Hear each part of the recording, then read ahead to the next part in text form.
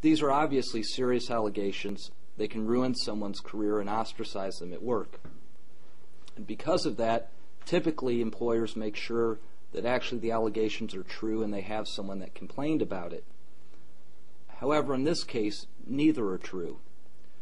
The unions talked to the teacher at issue here, and she never made a complaint. She never found any contact offensive, and she never thought she was being retaliated against. And I think most people would think that without such evidence, none of this would go forward. However, here, the district did go forward with disciplinary hearings. And I went to those hearings with Mr. Coy and Mr. Boyer. And it was one of the oddest things I've ever been at. At the hearings, we asked the district to provide us with what evidence they had so we could rebut it. I think everyone would agree in order to present your side of a case, you have to know what's out there. And the district refused to provide any evidence. They failed to provide anything to support their charges. And in fact, I asked them, come on, where's the beef? And they didn't provide any. This reminds me of those old the witch trials in Salem, where the women being accused of witches had to prove that they weren't witches. And that's what happened here. They were pretty much asking these employees to prove they didn't do something that in fact did not occur. There were no regards to their rights or the reputation of standing at the school. And you would think that without any evidence at a disciplinary hearing that no discipline would issue. But that didn't happen. The district went forward and disciplined the teachers without any evidence. I think most people would wonder why the school district would do something like this, and the answer is pretty clear. Benny Boyer is a union vice president. Dennis Coy is a building representative. Going into teaching about 10 years ago, those freedoms were still present.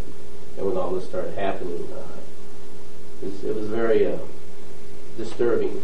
The way I got into teaching to begin with, I was to work with students and to do what I love doing.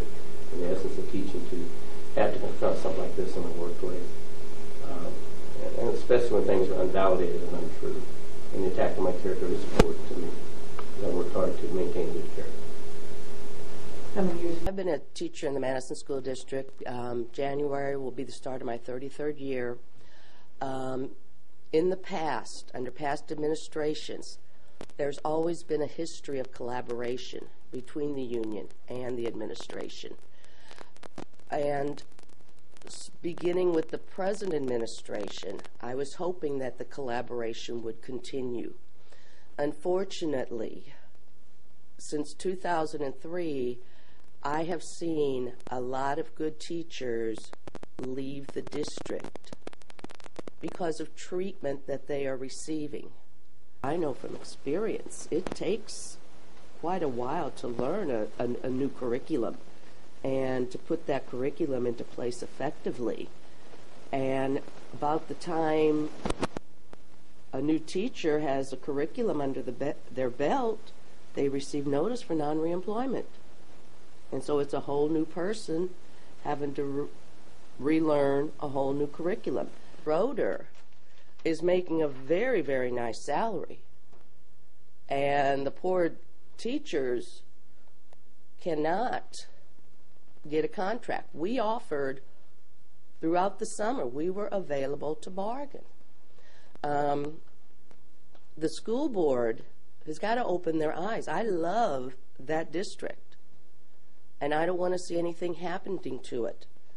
But they got to stop intimidating their employees. The teachers are in there. They're doing their jobs. The union filed an unfair labor practice, and this process was drug out over the summer into the school year.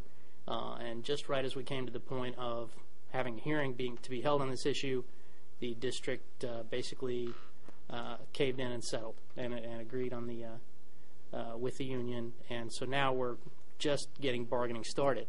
That's a process that wasted 6 months, tens of thousands of dollars in preparation for the case. It really doesn't make any sense why they spent all of this time fighting it only to completely give up the case at the last minute, the day before.